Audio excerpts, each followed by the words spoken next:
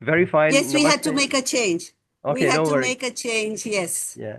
So I'm very happy, and first of all, my apologies that I could not be physically present at your, marvelous conference. We were looking forward to it. We were looking forward to it. Yeah, so We were a maybe little disappointed that you could not come. I'm so sorry because of, Yeah. there were a lot of rumors overseas about the weather in India, especially in northern India. So we got scared, and by the time you assured us that there's no problem, it was too late to get the flights and everything in time. So anyway, my apologies once again. So without further ado, I'll begin. My name is Nayan Kanwal, and I'm a professor at University Putra, Malaysia, basically.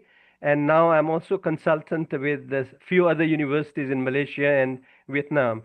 And I also, alongside my teaching and research, I also manage a scholarly journal for the university. Later, if we have time, I've put in a slide of my journal. If anybody's keen, I can do that. Otherwise, I'll skip that. So Wonderful, together, wonderful. yeah. So together with my co-author, Dr. Chante Wanyung, we are delighted to present our paper, Across Rivers and Roots, Ethical and Ecological Worlds in the Writings of Win Ngoc Tau. So this is a Vietnamese name, and for the benefit of all, I have the sound file here to get the correct pronunciation. Okay, and contemporary Indian women authors. So this is our research. Now I will begin with the first slide. In this PowerPoint presentation, this is what I intend to present. So we will begin off with a small introduction session, and then research aim and objectives, and then will come methodology, key authors and texts, textual analysis, a comparative framework, cultural and environmental ethics, feminine subjectivity, limitations and future research, and of course conclusion. So I hope this is not too much for this 15 to 20-minute slot, but if I am too fast, please tell me that slow down and I will slow down. So we will skip the last part because I had put here, the session chairperson. So now, okay, the introduction. So uh, I will begin off by saying literature often mirrors the ethical and ecological tensions of its time. As climate crisis, migration, and cultural dislocation reshape our world, writers from diverse regions are responding with narratives that blend environmental consciousness with human experience. Our paper, Across Rivers and Roots, brings together Vietnamese and Indian women authors to explore how rivers, fields, and urban margins become more than just mere settings. They become moral landscapes. By reading Nawon Thuk's alongside Kiran Desai, Anjum Hassan, and Samina Ali, we highlight how their texts speak to each other across borders, revealing shared struggles over gender, tradition, and the environment, while maintaining distinctive culture voices. Today, I will guide you in this presentation through our comparative framework, key findings, and why these transnational literary conversations matter for eco-criticism, feminist theory, and the future of comparative literature. So this is all about, the paper. And I've already shown you earlier the brief roadmap that I'll be talking today. So let me begin off with the introduction. In recent decades, comparative literary studies have increasingly explored cross-border eco-critical and ethical themes. Our paper focuses on how Vietnamese and Indian women authors articulate ethical and ecological consciousness in their narratives.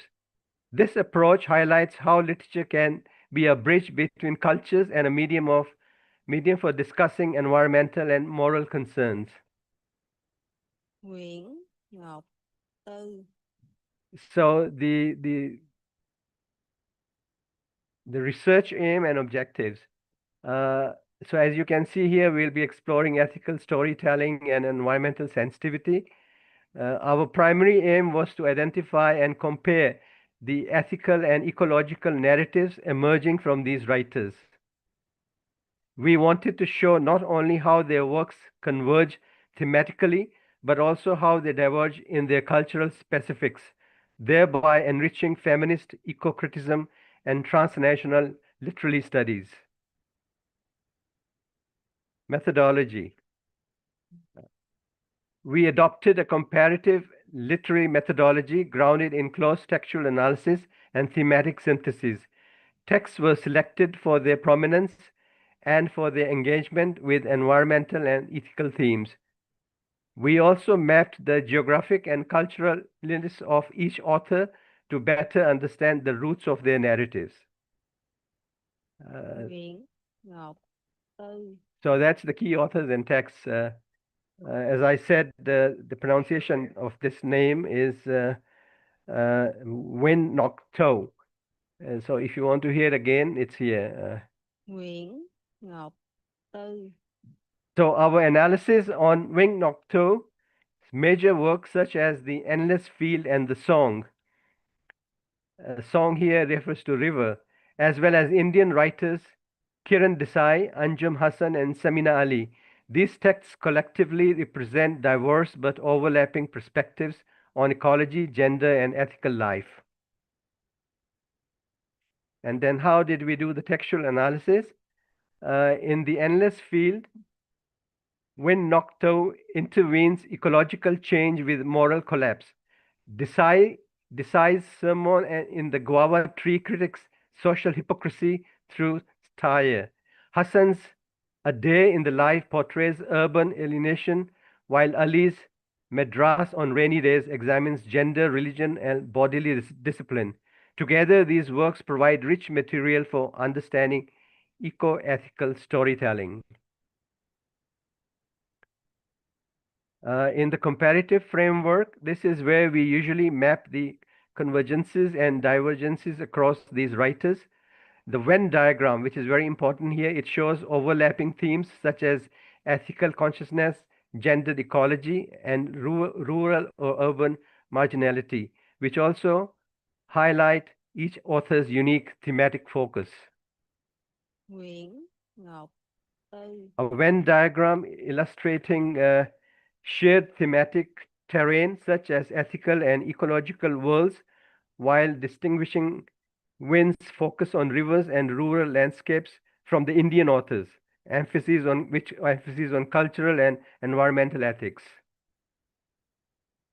Can you all follow my presentation, or am I too fast?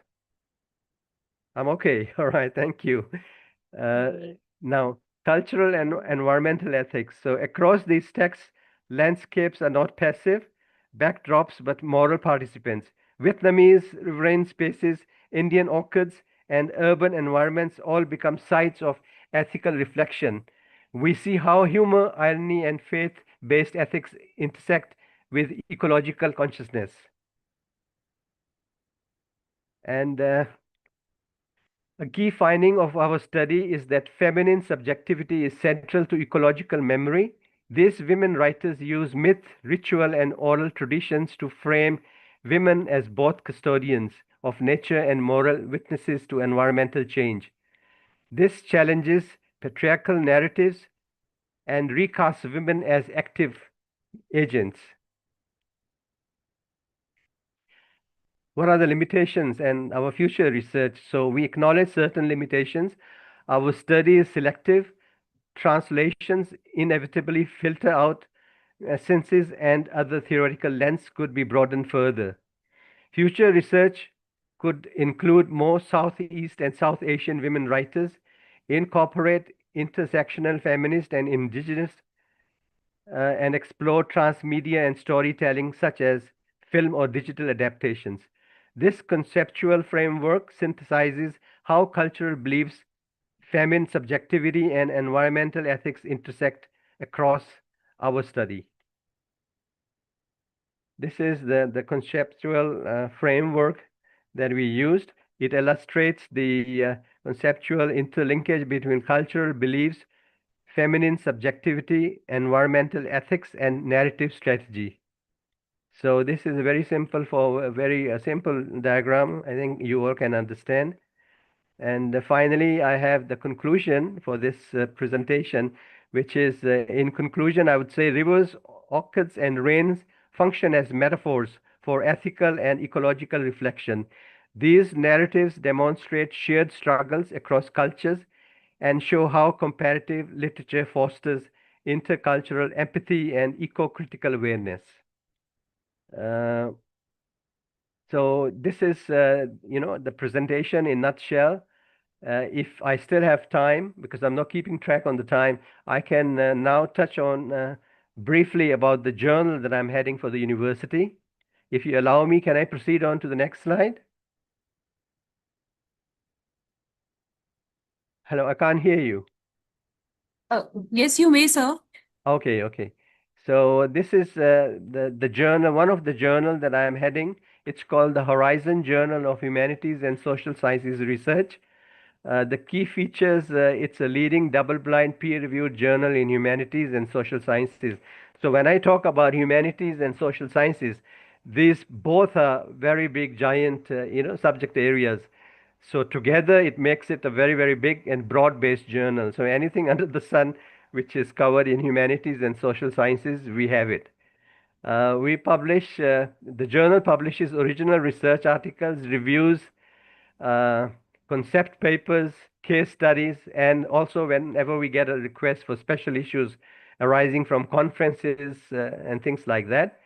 The global readership with authors from over 50 countries. So these are the highlights of the journal.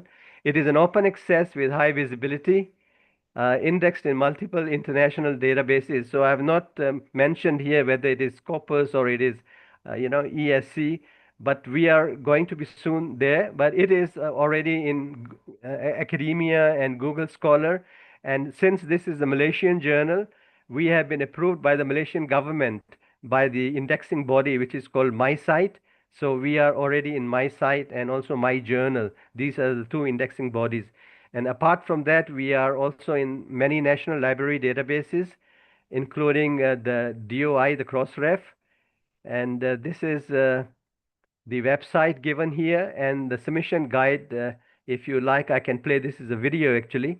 I don't know whether you can hear the sound over there. Horizon Journal of Humanities and Social Sciences Research, or also known Okay. as JHSSR, is a peer-reviewed top-tier scholarly journal backed by several academic institutions across the world. It is published by BP Publishing, Malaysia, with editorial offices, both in Malaysia and the United States of America. Why you should consider publishing your work with us. Scholars love Horizon because it's an open access journal. It is visible to a wide audience. Anyone in the world with an internet connection can read your work. Rapid dissemination, articles receive 4.5 times more downloads within the first week compared to other journals. Peer review? JHSSR uses a rigorous, yet relatively rapid double-blind peer review process that ensures scholarly excellency. This translates to a higher likelihood of citations and broader impact. That means that once you publish with us, your work will be indexed by Google Scholar, academia, EBSCO, MySite, institutional repositories, and other major indexing services, including national libraries, which implies that your work will be discoverable through search engines and will have a wider visibility. Your work will be citable and will contribute to your citation count. COPE. It stands for Committee on Publication Ethics. Ethical publishing, JHSSR adheres to COPE guidelines for transparency and integrity. Freely accessible under Creative Commons Attribution, CC by 4.0 license. Timely publication, average timeline from submission to publication is approximately 4 months. Affordable processing, article processing charge of discounted 100 United States dollars with no additional fees. APC is crucial to sustain and develop an open access journal. JHSSR is the flagship publication that runs on not-for-profit basis. It operates through the voluntary services of board members and editors. Our journal is multidisciplinary, and we encourage authors to push the boundaries of their fields. Submit your research to a premier global platform. Submission process. Checklist for manuscript submission. Please submit the following: a cover letter, declaration form, referral form along with your no-format article in a Word file. Biographical statement of authors is also required. Each author listed in the manuscript should submit a statement, including their high-resolution photo, which will be published in JHSSR upon acceptance. The statement should include the author's full name, affiliation, email. In addition, it is also appropriate to discuss your personal history, academic program, and/or field placement, and interest in the article's subject.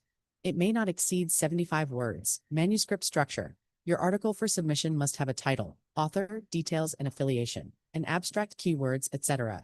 Using the IMROD style, about references ensure that all the in-text citations are included in the reference list.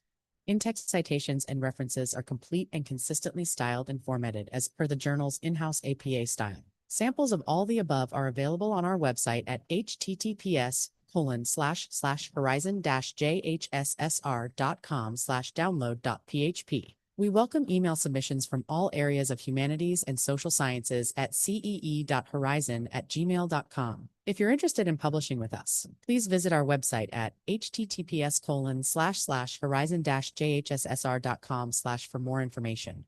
Or you may contact the Chief Executive Editor, Professor Dr. Nayon Canwell, for a WhatsApp chat at 614-023-33565. Join a community dedicated to advancing knowledge and fostering global academic collaboration. We invite visionary minds, trailblazing researchers, and innovative thinkers to contribute to the intellectual tapestry of our esteemed peer-reviewed journal. Seize the moment. Your ideas deserve to be heard. We look forward to your valuable contributions to JHSSR. Good luck. So I hope you've been able to hear everything in this presentation. Were you able to see the video? I mean, of the journal? No. Oh, Yes, we saw it. We saw it very Okay. clearly. okay. In my case, Yeah. no, I only heard it. Oh, you only heard it. Oh, I'm very sorry because my IT guy is not here at the moment today, so everything I had to do on my own. Anyway, so thank you very much for listening to me so attentively. This is on your left, you will see Dr. Chan Tae Wan Yung. She's from Vietnam. She is the co-author with me in this paper, and that's myself. And below down there, we have given the email contact. So if you have any questions, related, you can always email us. And then we'll be very happy to take on those questions and answer them for you. With that, I think I've come to the end of this presentation. And if you have anything to say, any comments, please go ahead.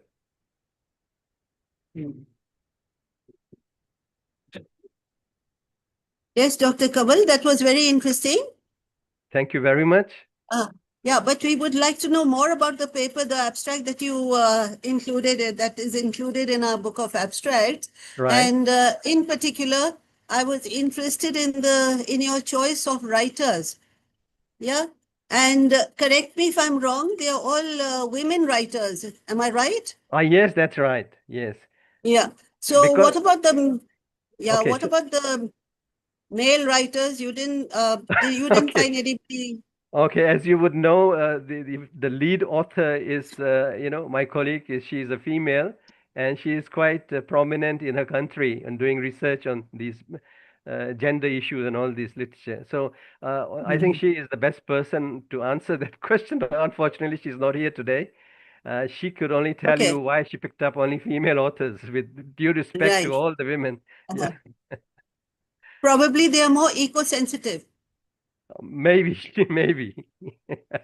And the information about your journal is very useful. I'm sure some of our delegates would be interested in contributing articles because they're all serious researchers. That's very good. So I don't know whether I'm supposed to break this news.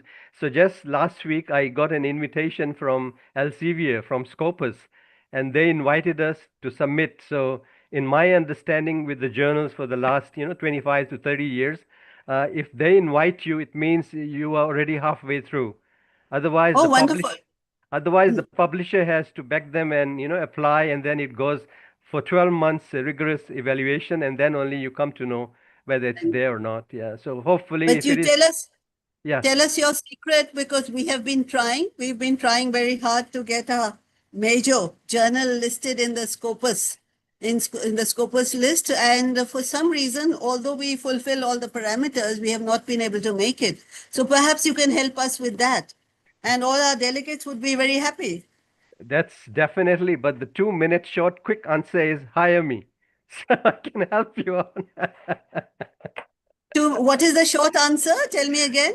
The short answer is hire my services. Okay. No, I'm just kidding. So anything that you want to know, You have my Yeah. WhatsApp number. You can WhatsApp me or email me or call me. Yeah. I'll be more than happy to assist your Right. university. And we would be very happy to have you in person the next time. And I hope Definitely. there won't be any rain or flood disasters or other ecological disasters holding you back. Yeah, actually, more than me, my colleague was very excited because she has never been to India. But then you Okay. can see how painful it is when we had to drop everything, and I not know. attend.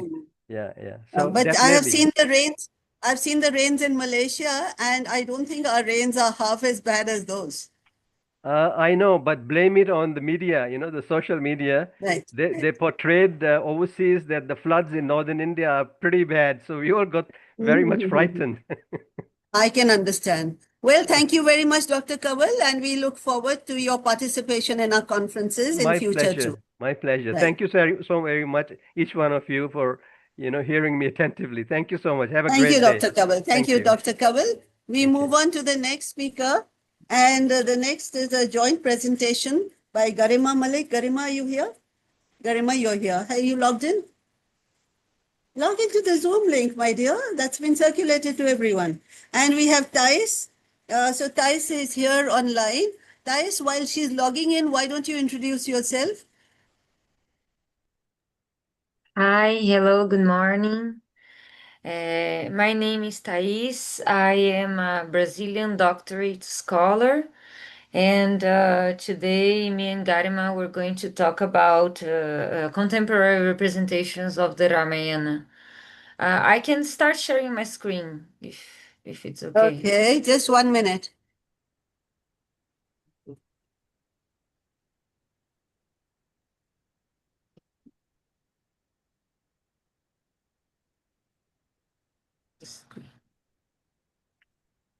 What happened? Garima? Can you see my screen? In Yes, all we my can. emails, I've been sharing it. Yes, I can see. Okay, Thank you. so why don't you carry on, Thais? Okay, yes. In my doctorate research, it's not exactly what I'm presenting today with Garima. In my doctorate research, I analyze also contemporary rewritings of the Ramayana, but I also analyze the Mahabharata, two Mahabharata rewritings. And I would like to thank you for the Melow conference organizers, for the chair, and for Garima for inviting me to actually she had the whole idea, so I'm just like helping her in some parts. So she had very good concepts and ideas to bring to this presentation. Yeah. So, as I said, our presentation is about contemporary adaptations, and our presentation is called Ideology and Adaptations, an Analysis of Select Contemporary Adaptations of Ramayana. I am from University of São Paulo, and Garima is from Bhagatpur Singh Women University in India, which I actually visited when I was in India last year. Yeah, unfortunately now I'm back to Brazil, so maybe in the future.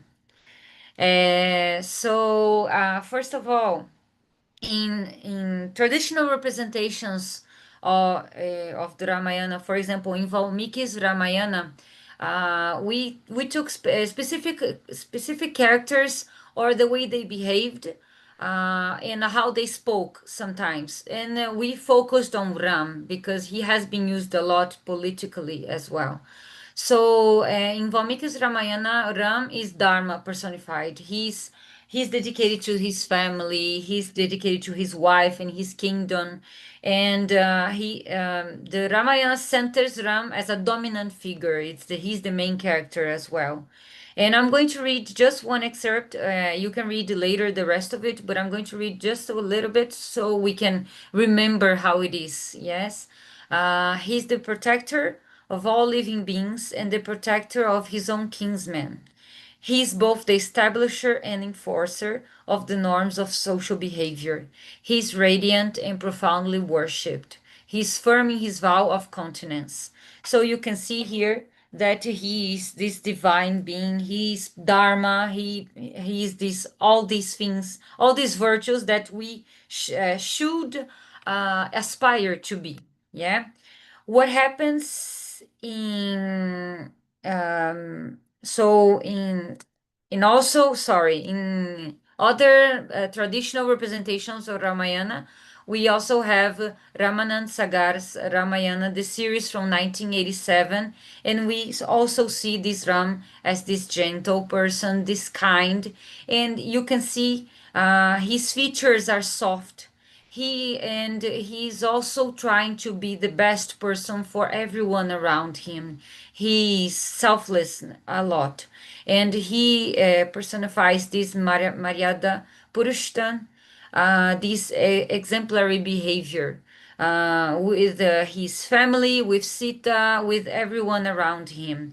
So, for instance, when he meets Sita for the first time, she says, "I'm here to serve you," and he responds to her, the first command is, "Don't live as my maid. You will be my wife, my other half, my friend. Be my companion and accomplice as we go along." And we can see many other instances in which he shows this. He is not as divine as in Ramayana, but he is this person who is very nice and gentle, and he personifies this maybe feminine side that is not present in contemporary versions. I should I accept these people who are asking to enter or not? I'm just Yes, we'll okay. allow them, allow them. Yeah. Okay.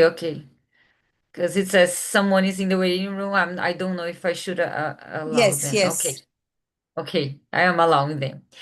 So in contemporary Ramayana adaptations, what happens is that there is a shift to Hindutva ideology, which means these representations of these characters shift to a more objective focus, focused in more this homogeneous version of Ram and Ravan, for example, and Sita, and also they usually establish a more patriarchal worldview, which is also connected to Hindutva ideology. Ram becomes more violent, and his relationship with Sita sometimes is not of an equality, and she's also not as important as she is in the Ramayana, for instance, or in Ramanand Sagar's Ramayana.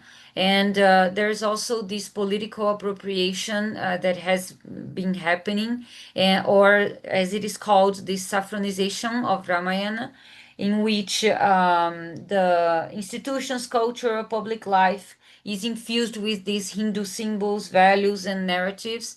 And Ram has been the central figure of this Hindutva or this ideology. And in these also adaptations, Garima is going to talk more about Hindutva pop songs. We see this in Hindu nationalism more prominent, more visible, and these aesthetics of militancy become stronger, sometimes inciting to violence, or mostly representing Ram as this only person who wants to destroy the other. And this is not what we see in the other representations. So one example, contemporary example that I'm going to give, and then Garima is going to continue, is Adipurush from 2023, a movie from 2023. In this movie, you can see even in the poster, yes, the representation is it's very different from the other we've seen. So in this case, his warrior attributes are most highlighted. He's good guy versus the bad guy, and there's a lot of violent dialogue in this movie. For instance, he says "Jalegi teri baki," in an instance of the movie, in a dialogue of the movie. There's other examples in the slide, which I'm not able to say all of them. But there is a lot of use of curses, disrespectful language, and aggression towards the enemy. And of course, the sentence Jashri run permeates the whole movie and is repeated again and again as we reach the conclusion of the movie. It grows higher and higher. And also, Ravana is treated as the other. He's not humanized. He's not. We don't see his side. We don't see which kind of person he was or he is. And this it's different from Ramayana and also Ramanand Sagar's version.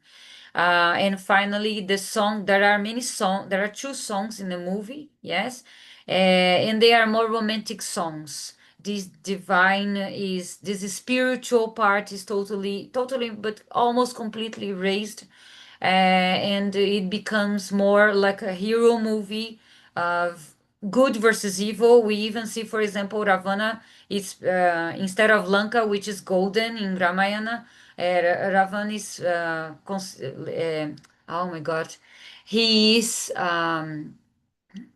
We can see him in all in black, and Lanka is all dark, and which is very different from the other versions that I also talked about.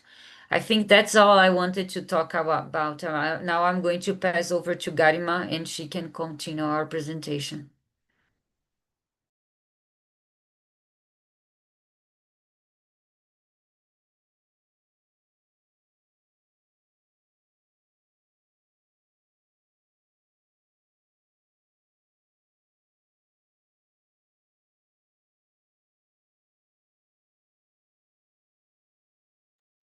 I can't hear anybody. Is anybody speaking? Hello, can you hear me? Right. Let me start with political appropriation of Ramayana. And like we said,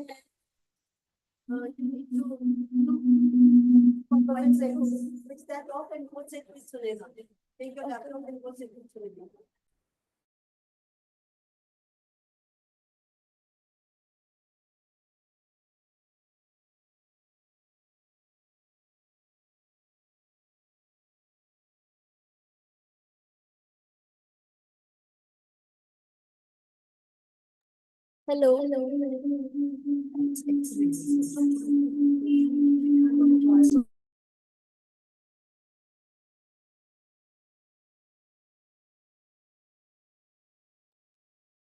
Hello. I think what answer will have to switch it off. You can.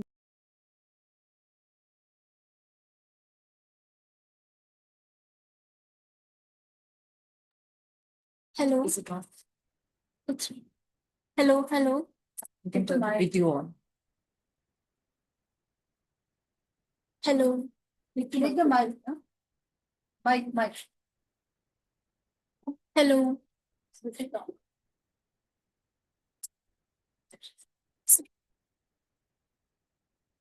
Hello.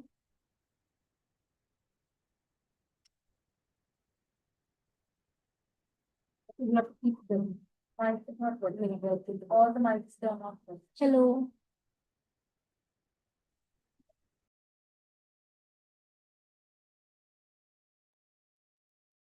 Hello. Mute. You can be louder, I think. Yeah. That will. Not audible. Hello. I can hear now, but I Yes. don't know if it's working there. Okay. Right. Adipurush was one of the extreme example of the political appropriation of Ramayana, but after the backlash Adipurush received, there were other versions of Ramayana that came up that were softer and that they tried to show more fidelity to the original Ramayana. But still, the political appropriation was going on, and again, political appropriation happens with an agenda. and the continuation of agenda is seen through other literary works such as Hindutva pop song or movie like Ram Setu. It is Ram Setu is ideologically softer in comparison to Adi Purush, but still there is a battle going on behind everything that goes on in Ram Setu.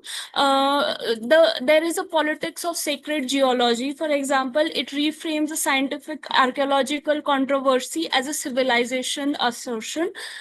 So it is trying to establish a Hindu Rashtra that this is our right and we have a claim to this land. So it is trying to make that claim. And another cultural battle that is going on is between science and religion.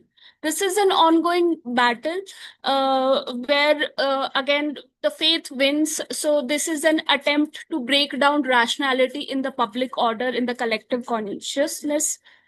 So, in it, the faith wins, and science and rationality doesn't matter, and it is put secondary. And in Hindutva pop song, we can see the continuation of ideology of Adi Purush. The pop songs are full of violent lyrics, catchy upbeat rhythms, and they circulate hail, valorize masculinity, and fuse devotional imagery of Ram. They use that for electrical nationalism. For example, the lyrics, they who brought Ram, we will bring them back to power. So this lyrics were used a lot during the political election.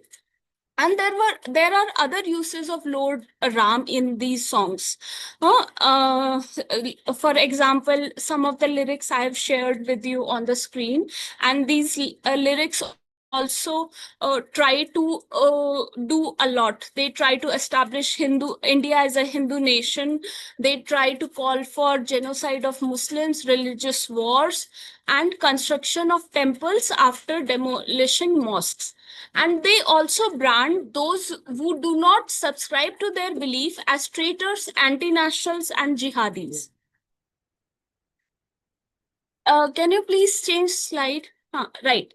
So we have seen in the new contemporary version, there are new connotation to the epics, its characters and its settings, etc. For example, Ram is no longer the soft or maybe what we can call a feminine Ram, who has both the energies with him, masculine and feminine. Instead, he's more masculine. He's a symbol of Hindu dominance, and he has again he has connotations of violence with him as well. So the name is an assertion of dominance against people from other religions, lower caste, and also dissenting opinions. uh, and there are also other symbols which have been redeployed in the contemporary adaptations across media, like the ones we saw in songs. For example, Ayodhya and Ram Mandir. Ram Mandir is the central symbol to the mythologized lore of Hindu masculine Ram. So the temple is an act of sovereignty over the Muslim past, where a lot of it has been asserted, a lot of injustice have been done against Hindus and all. And the Ayodhya land is mythologized as center of imagined Hindu Rashtra. So these symbols are redeployed to they act to culturally silence other religions, and they propagate cultural homogenization. So, in practice as well, on the streets, you can see a lot of incidents which show how the re-representation of Ramayana, the new adaptation, appropriation of Ramayana have had violent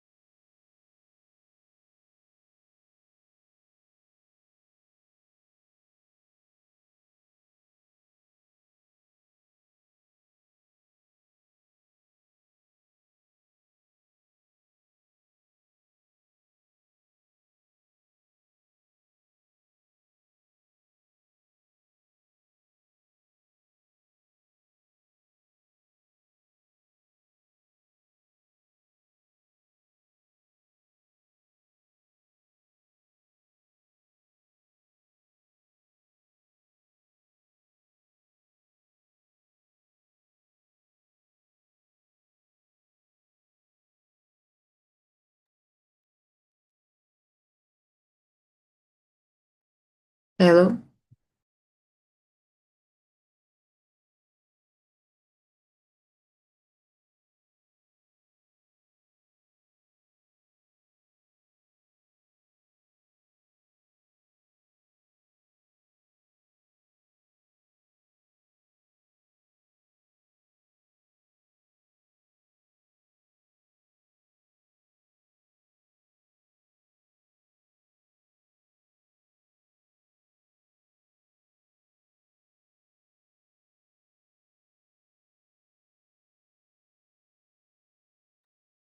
Hello? I can't hear anyone.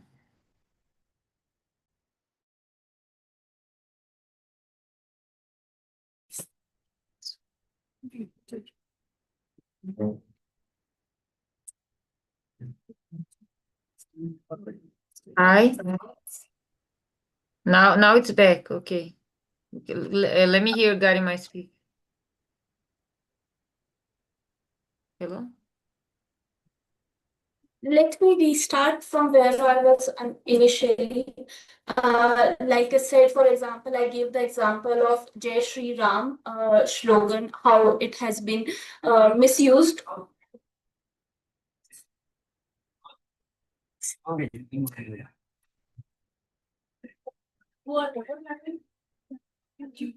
Can you see? Can you see?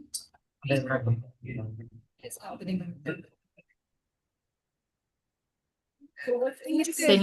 over. Yeah, I think it's the YouTube video. इसमें the YouTube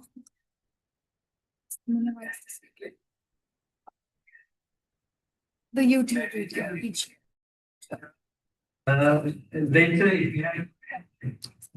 नहीं सुनिए YouTube था अभी पीछे ना background में चल रहा है ये इस पीछे इसको प्रेस करके यहाँ इसको करके इसको कैंसिल हाँ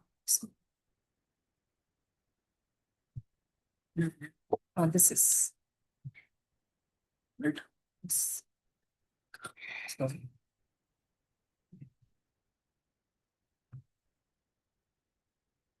Right, there were incidents during Delhi riots where this chant was used as, like I said, as a weapon, as a litmus test for the minorities to prove their loyalty to the nation.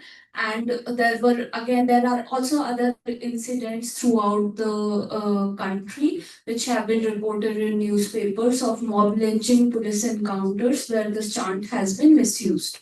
And there are also incidents on Ram Navami where Hindu mobs have been seen playing Hindutva pop song and attacking mosques and Muslim households. Like I said, such representation and political appropriation of Ramayana have ethical consequences we should take seriously.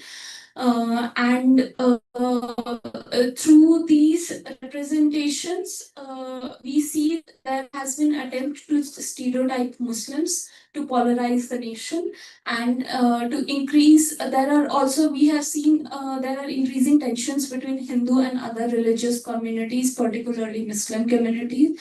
And this is one of the consequences of political appropriation of Ramayana. And we also see this political appropriation of Ramayana has resulted in cultural erasure of other religious communities, particularly Muslim community, which have been branded as the enemy by the right-wing ideology. Right, that is all. Thank you so much.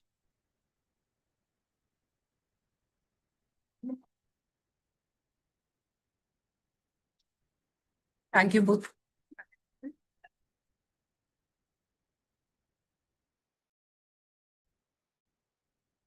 Thank you both the speakers, Garima and Tai.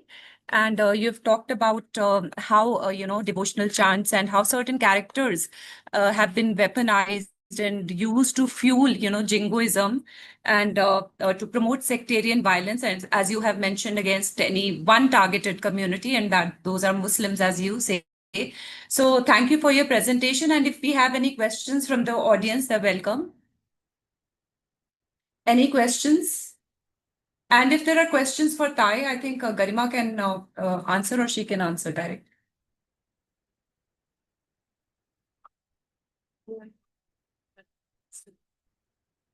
Wait, wait.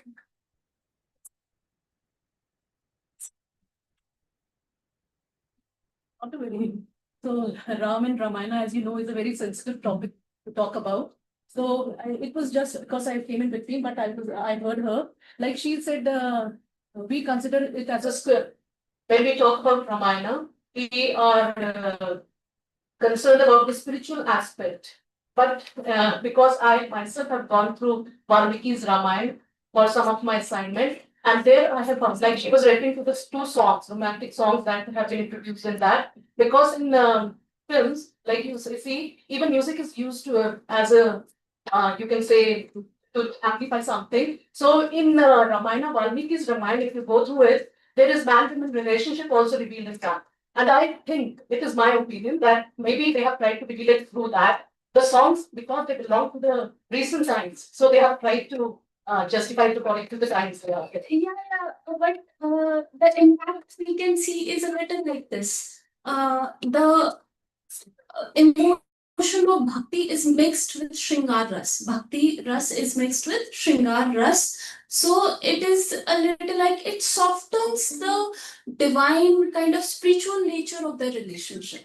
And that is a point I'm trying to make. And this romantic relationship at times puts kind of like, for example, Sita's relationship is centered on Ram, not as in she has a separate identity. But that is the like to clarify that in Valmiki's Ramayana, all the nine rasas are present.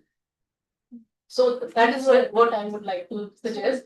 Yes. When people plastic, all the we are highlighting only the yeah, multiplicity of meaning is present there, but again, the meaning is simplified in contemporary versions. And again, it is a movie, so everything is kind of shorter, and so it has connotations still. So I have some reservations and observations. Right? First of all, what is the framework you're adopting here? That's not clear. I mean, like they're my observations. You're free to answer or not. That's clearly yours, right? So the other thing is when you're talking about something in academia, should we be as sensational as a newspaper? So newspaper, it will be always sensational. This movie has come and it is doing this because you are using repetitively Hindutva. Hindutva is not anti-Muslim or anti-Christianity. It is Hindu nationalism.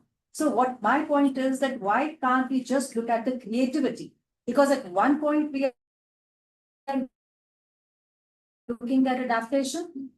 And then now the point is, are the curses contemporizing Ramayana or they are sort of sensationalizing post screening of the movie? You understand? कि curses जरूरी है क्योंकि audience नहीं मिलेगी one thing क्योंकि वो डाल दिए कर्सेस तो वो भड़का रही है जनता को I get both two things from the academia's perspective. You have to see the creativity if you're really writing an academic paper on it.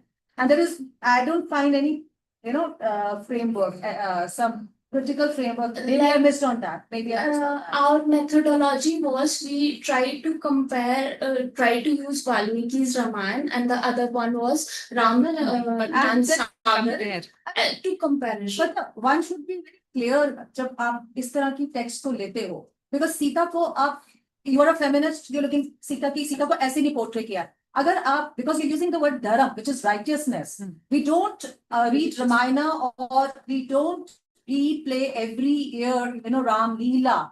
We don't watch it because of Ram and Sita kahani. That's a kahani we all know. Why? Because of the Purushottam nature. Now, let me finish.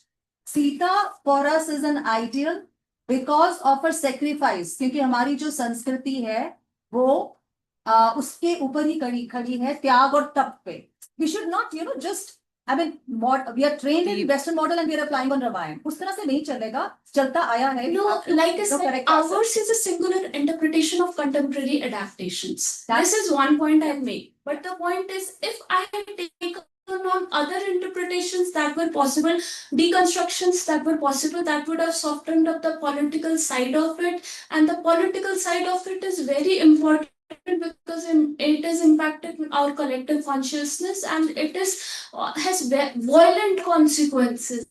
And I would like to make a point. In 2023, an organization which keeps watch on ongoing genocide across the world declared genocide emergency in India. That is a very serious thing. So we should take note of the things that are becoming violent and why are they becoming violent. Well taken. You don't soften yourself, but then when you're bringing in violence and all, then please quantify it. You That is have important. to put data. See where the violence was, what was reported. Yeah, You have yeah. to do it We qualitatively. wanted to make it, but again, this was a presentation, so it was like we had to remove it. But we'll do that in paper. Giving what I well, Yeah, yeah. Of course, we cannot use that sure imagery. We cannot say it always leads to violence. We cannot make these claims. But Those sweeping statements should not not be sweeping statements. sweeping statements. This was only time. Because this was a presentation, we had to shorten up the time, so we. whatever, even if it's just 2 or 3 slides, but whatever you say should have substance to it. Yes, So yes, definitely. Yeah, but because you are Hindu and you are looking the it should not be this. Even a Muslim presenter who is making such a presentation should be backed by facts. That's that's the point. you can find all the things that are mentioned in news reports. It is back. We know So- that. We know that. We know that. Yeah. We have been reading, but the thing is from a research podium. I've talked. Yeah, yeah, sure, Well, ma'am. Thank you.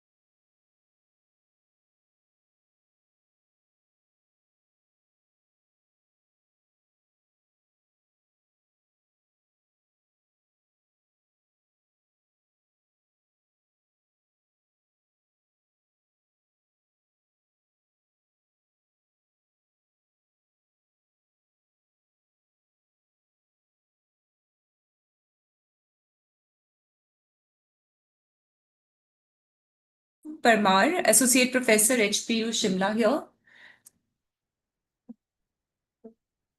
Okay. And do we have Varnika here? Research scholar, Department of English, Central University, Himachal Pradesh. And the title of her paper is Through the Lens, Adaptation and Social Commentary in the White Tide. Is it working? Yes, yeah. Good morning, everyone. My name is Varnika, and I'm a research scholar.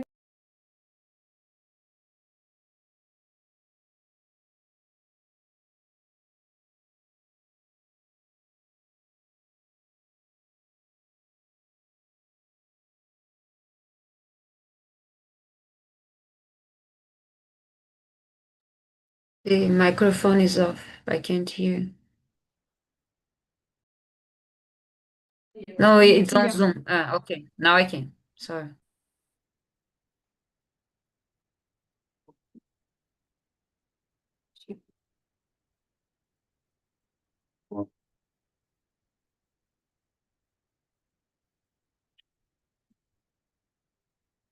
Good morning. Am I audible now? Okay. My name is Varnika, and I'm a researcher in the Department of English, Central University of Himachal Pradesh. The title of my paper is Through the Lens, Adaptation and Social Commentary in the White Tiger. Transforming literary works into films has long been a widespread practice in the film industry. This process of adaptation is intricate and challenging as it involves maintaining a connection with the source material while making essential modifications to suit the cinematic medium. This paper will explore the adaptations of novels into films through theoretical perspectives of Linda Hutchin, focusing especially on Urban Adiga's The White Tiger as the main text for analysis.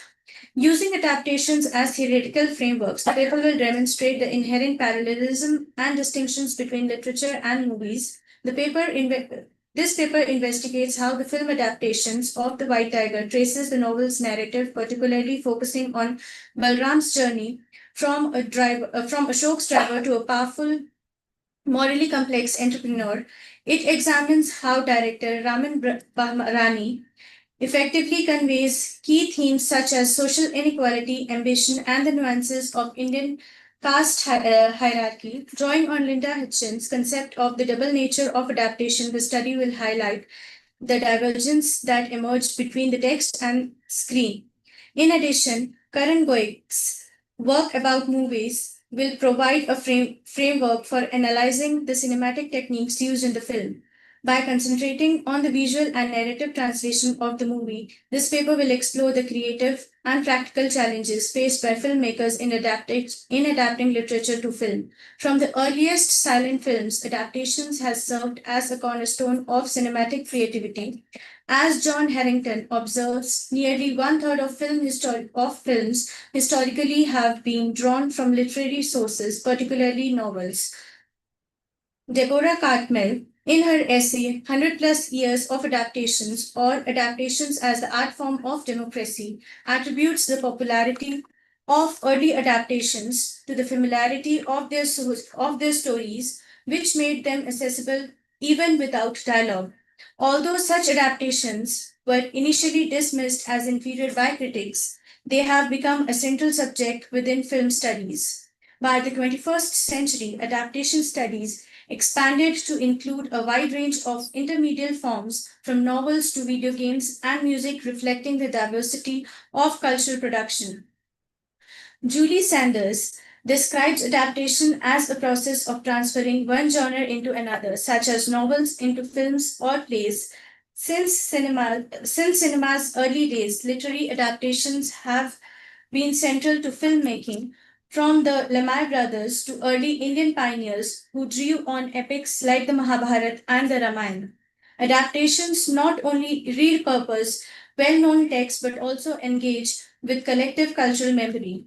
John Ellis notes the adaptation, quote, trade upon the memory of the novel, unquote, whether from direct reading or popular repetition, unquote. Thus, adaptations function as both independent creations and cultural bridges. Adaptations as defined by Cambridge Online Dictionary. Adaptations are defined by Cambridge Online Dictionary as, quote, a film, book, play, etc. that has been made from another film, book, play, etc., unquote.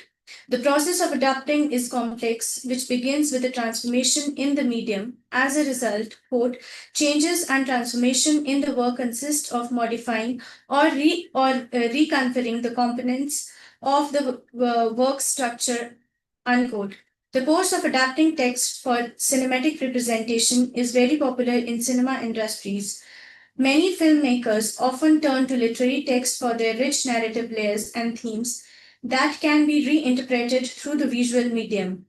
George Bluestone, in his novel Novels into Films, argues that in adaptation, quote, the novel is viewed as raw material.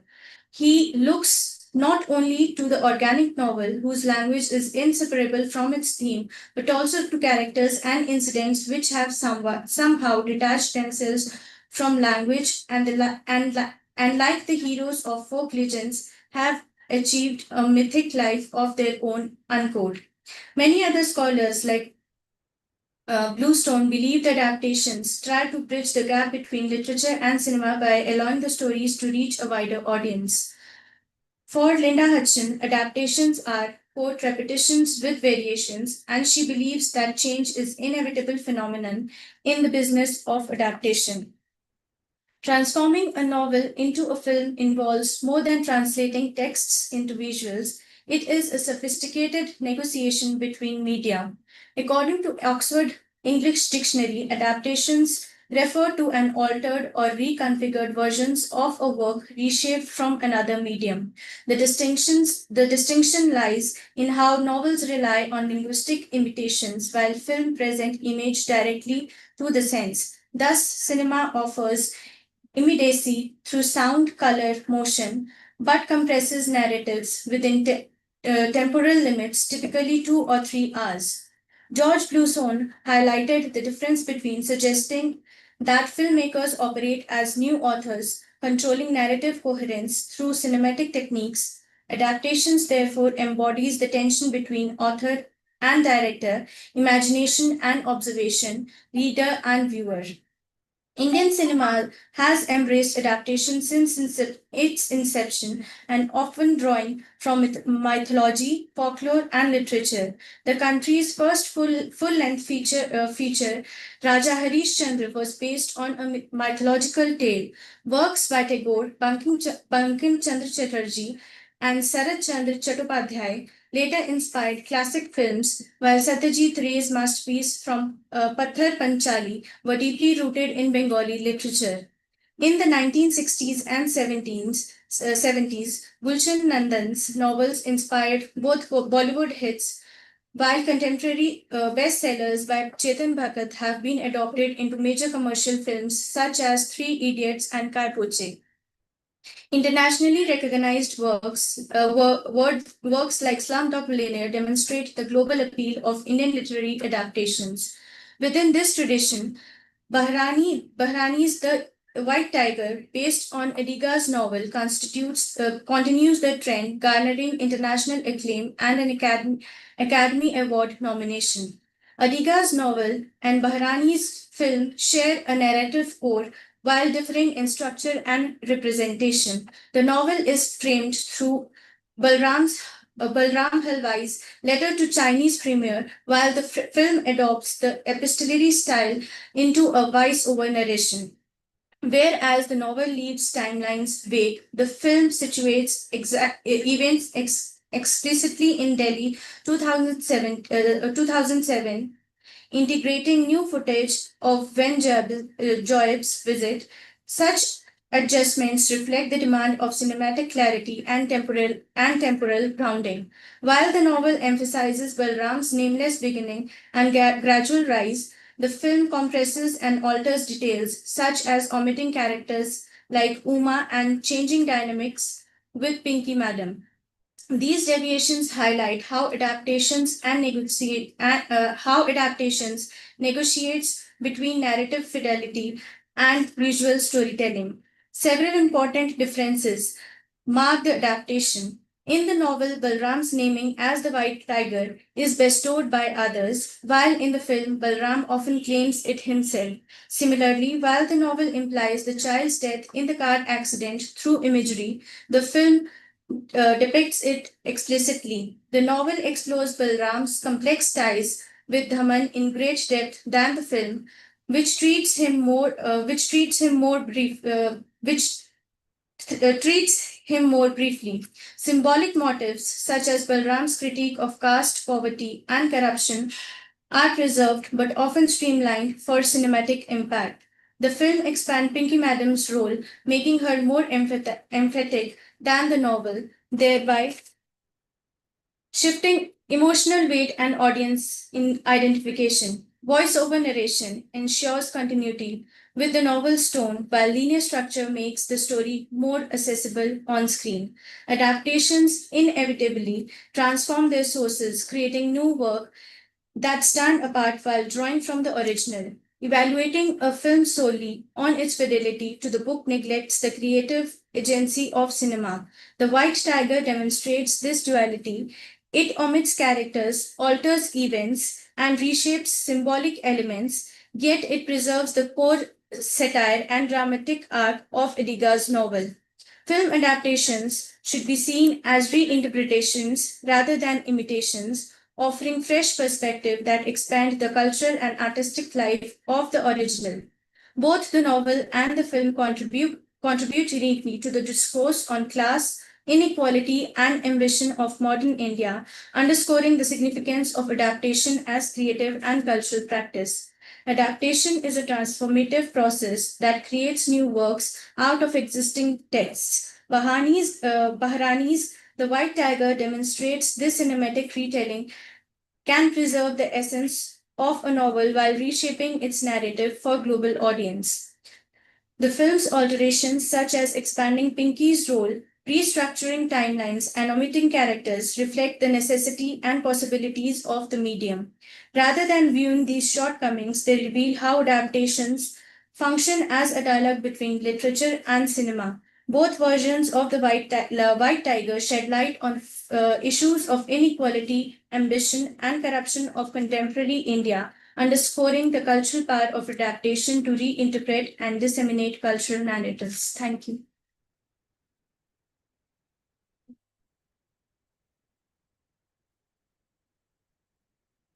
Thank you very much. And you've used the classic staple of adaptation from page to screen, and how when there's a transposition from one genre to another, is there something significant, left out in terms of character exploration or plot line? You have touched upon, a few things, but was there anything very significant that was, left out? That is my question, because you have drawn parallels and points of convergence as well as divergence between the source text and the adaptation. So if you could answer that. But before that, if there's audience and they want to have questions.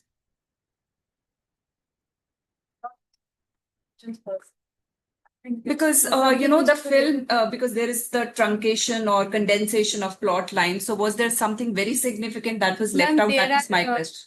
Very significant things are not left out in the novel, in the movie adaptation, in the cinematic adaptation of the novel, but there are very minute changes that are present in the novel and in the movie. Drastic changes have not been shown in both the genres. First one is just related to like what try using the mic. Just see if you can see if it works. Yeah. So one thing is, in a sense, what Sunana has brought up. So louder, like good adaptation. We're talking about negotiation in adaptations and all. So can it be that a director is better than the writer? And he can sort of, he can fill the gaps which are left by the writer, one thing, right? So because next is also connective. So we have been talking about, adaptation as an imitation and then creation. And I was reminded of Bodila. And then we talk about hyper reality. So I was just thinking that, there are some books which get noticed after the movies they get acclaimed, So is it a sort of hyper creativity? In a sense of hyper reality, just correlating vaguely. So that creation is more creative than the original creation. Ma'am, actually, I would like to answer this question taking the example of Midnight's Children's Dream, a novel by Salman Rushdie. May I add to this question, please?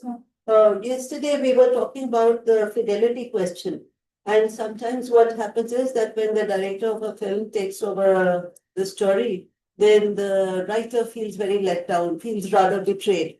So does that happen out here? You can begin your views on Salman Rushdie also here if you like. But I would like to make one request that whenever you are dealing with a research paper on some film adaptation, don't refer to it as this movie and that movie and so on, because movie is actually, if you look at it etymologically, it's a short form of motion pictures. And you're doing serious work, so why don't you use this film text or this cinematic text or the cinema or film, right? So we give it a little sophistication in, when you approach the subject. All right. So please tell us about how faithful the director has been and whether the writer may have felt let down. Ma'am, I would like to answer this question, giving the example of Salman Rushdie's A Midnight's Children's Dream. Ma'am, in that novel, if we compare both the cinematic representation of the novel and the novel itself, there are many changes that the producer had brought about in the movie, and the novel is considered as much more appropriate when compared to the cinematic representation, because it is believed that in that movie or in that cinematic representation, the author has brought about many changes. So I would like to answer that sometimes the movies or the cinematic representations turn out to be better than the novels, and sometimes the vice versa also takes place. No. I mean, please, we can't compare White Tiger to, Midnight Salman. Midnight Children is a complex novel. Yeah. Really not brought it down to even 3.5 stage. Yeah, scale. I mean, it can be web series, but not 3. And White Tiger is a linear portrayal. So, I mean, don't give answers and compare something which is similar and can be compared. Okay. So, I mean, you can answer what man has. I think she's already answered it. So thank you, Vatika. You're welcome to your opinions. I know also related to the, so almost she has answered it. Like the director's take is, like ma'am said that the director's take is better than the novelist, right? The writer. And though there are a set of critics who have they have tried to downgrade the filmmaker adaptation because it does not bring out the internal struggle or the psychological right? Psychological Working that the character. But here you have mentioned an incident where the death of the child is, that was not there in the novel, but it was there in the. it was depicted in the movie. So again, that is similar. Like you agree that the director's take is better than the Ma'am, novelist? somewhere in some movies, better depiction is. We have talked about this movie. Yes, ma'am. Yeah. So, ma'am, in this movie, the If you want to keep talking about movie, I'm going to pull you all out of this. Sorry. I just told you, use a slightly more sophisticated language, yeah? And yes. in the cinematic representation of this novel, the producer has depicted the incidents in more depth, which brings about more sympathy towards the characters when we watch the cinematic representation as compared to reading the novel. Now, we are still continuing the discussion, but is the fourth speaker here, Himanshu? Himanshu is not here. So we have more time to carry on talking about it. And I must tell you about something. First of all, the lady who's online, can you hear me? Can you hear me, Thais? And you can, huh? There's All a right. question also. What is the question, please? Read Your it. question. Why? What is the question, Sudhir? Yes, we are reading.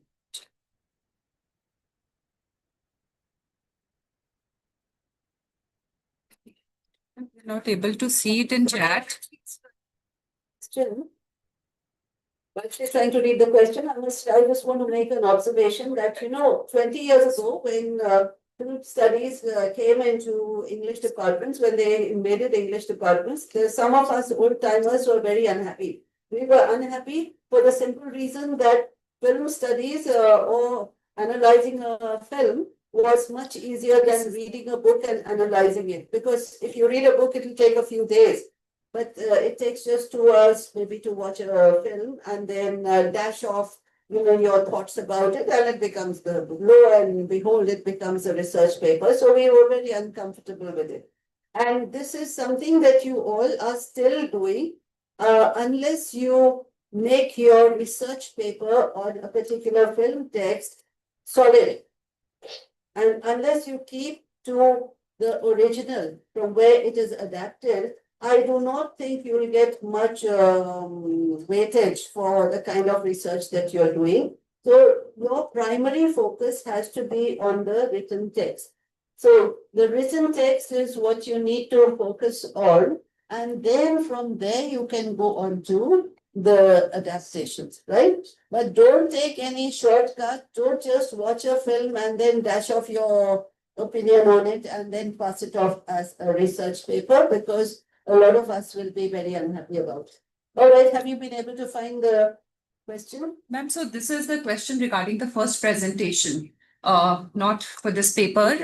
May I read the Yeah, question and the answer? The question is, why did we select all female authors from India and not male authors? That was your question. Yeah. So the answer is, we chose to focus on female authors from India in order to maintain a more coherent and comparable framework. Their works allow us to highlight gendered perspectives and life experiences that may differ significantly from those of male authors. This narrower scope also fits the seminar's time constraints. Expanding the study to include male authors would require a broader framework and much more time than permitted. By limiting our focus, we can better emphasize both the similarities and differences among women writers, ensuring that the presentation remains concise, clear, and suitable for a short scientific format. Thank you, Dr. Tran. That is just what we were looking for, and I'm in complete agreement with you. Will you switch that off? There's an echo. Huh? Yeah, I'm in complete agreement with you, because otherwise also when we talk about nature and when we talk about ecology, then it is always, we associate it with the female gender, because women, motherhood, all, that is the nurturing element in the world. Whereas if you look at the male, what does the male do? It creates war, it creates violence, bloodshed. Correct me if I'm wrong, huh?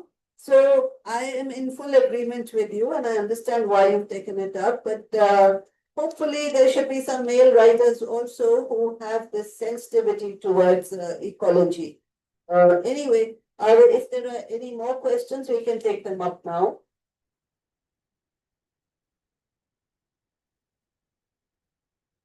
Anyone here? What about Thais? Thais, would you like to say something? No, I just want to thank you for the opportunity for participating internationally. I don't have any questions or comments. All the presentations were very good. Thank you so much. Well, I'm so glad you could join us, and you must join us again sometime and stay connected with our society, because we do have a lot of things going on, and Garima will keep you posted.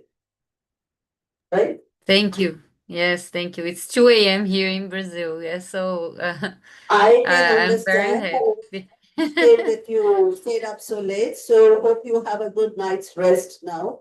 You made an excellent presentation, and please stay in touch with us.